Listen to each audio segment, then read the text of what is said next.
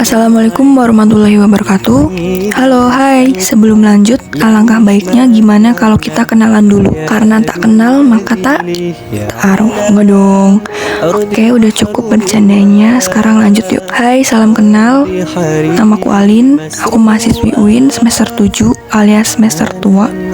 Doain ya biar cepat lulus. Amin.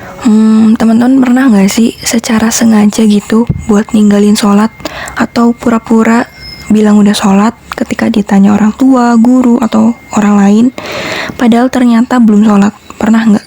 Ayo ngaku. Oh iya, terus pernah gak kayak malas banget gitu buat sholat padahal sholat gak nyampe ngabisin waktu sejam gitu loh, tapi rasanya kayak males banget. Kayak misal lagi nugas terus ada azan tapi nanggung, akhirnya malah fokus ke tugas terus nunda-nunda sholat, malah gak sholat. Naudzubillah min dzalik. Buat yang pernah, istighfar dulu yuk. Astagfirullahaladzim.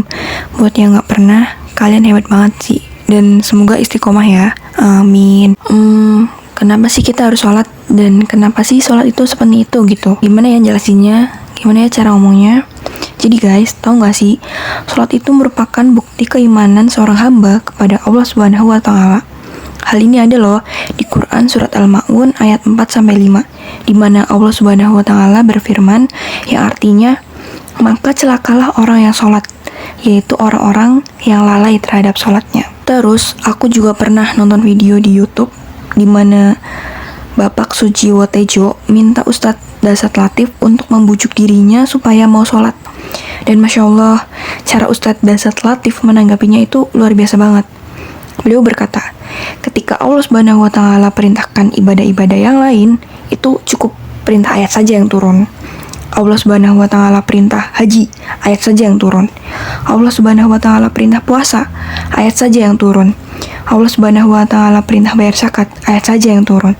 Tapi ketika Allah Subhanahu wa Ta'ala perintah sholat, gak boleh ayat turun. Nabi dijemput oleh 2 malaikat, kemudian diajak naik ketemu dengan Allah Subhanahu wa Ta'ala untuk menerima perintah ini. Kenapa? Karena perintah ini sangat penting. Terus pernah nih ada yang tanya ke Ustadz Dasat Latif, Mas, saya boleh gak sih dagang sambil nyanyi? Boleh. Zakat sambil nyanyi? Boleh. Tapi ketika sholat kalau sambil nyanyi, ya batal sholatnya. Kenapa? Inilah puncak penghambaan kepada Allah Subhanahu wa Ta'ala. Jadi puncak kalau saya mengaku hamba sholat. Terus beliau juga berkata, yang paling mulia dalam tubuh kita itu kepala. Teman-teman, kalau bercanda, dipukul tangannya senyum, didorong masih senyum.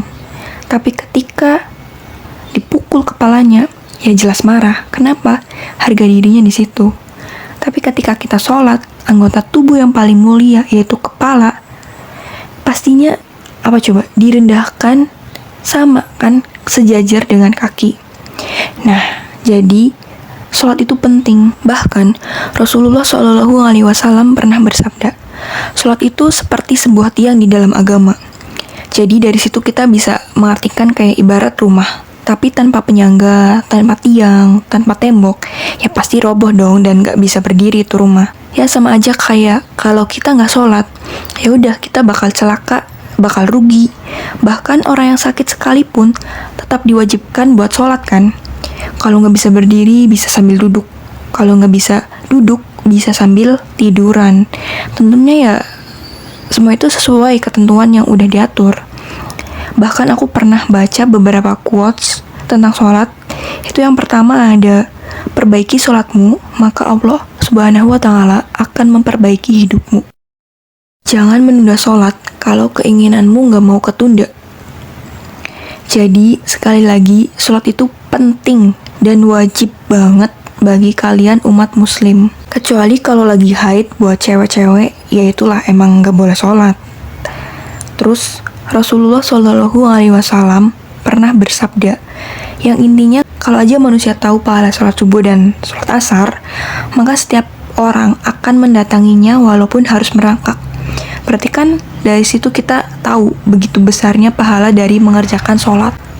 Kayaknya udah banyak banget aku ngomongnya. Mungkin kayaknya segitu dulu yang bisa aku sampaikan. Kurang lebihnya mohon maaf, dan aku juga bukan orang baik. dan gak ada maksud mau menggurui teman-teman. Kita saling ngingetin aja, saling belajar, berbenah diri, introspeksi diri. Makasih udah meluangkan waktu untuk mendengarkan podcast ini. Aku pamit undur diri. Bye-bye. Wassalamualaikum warahmatullahi wabarakatuh.